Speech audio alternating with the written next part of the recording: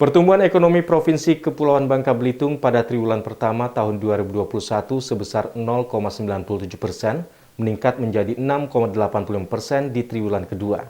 Pertumbuhan ekonomi di Bangka Belitung terus mengalami peningkatan seiring dengan membaiknya pengendalian kasus COVID-19 saat ini.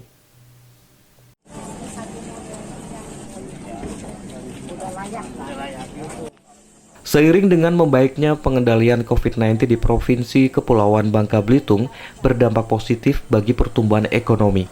Kenaikan tersebut dapat dilihat dari meningkatnya persentase pertumbuhan ekonomi dari triwulan pertama ke triwulan kedua tahun ini. Persentase pertumbuhan ekonomi triwulan pertama yakni sebesar 0,97%, meningkat menjadi 6,85% pada triwulan kedua.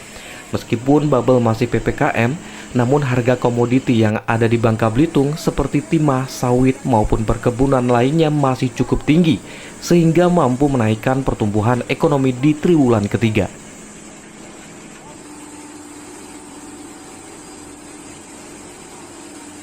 Secara keseluruhan, pertumbuhan ekonomi bubble 2021 ini masih baik ya.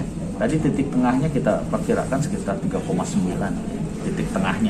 Dia bisa narik ke bawah, bisa narik ke atas tergantung bagaimana nih pengendalian COVID dan juga memanfaatkan momentum yang baik untuk mendorong tadi timah udah bagus, harusnya perkebunan sudah bagus, pariwisata harus didorong lagi, perikanan juga tadi yang harus didorong lagi, dan kalau ini berhasil tentunya pertumbuhan ekonomi akan bisa lebih tinggi lagi.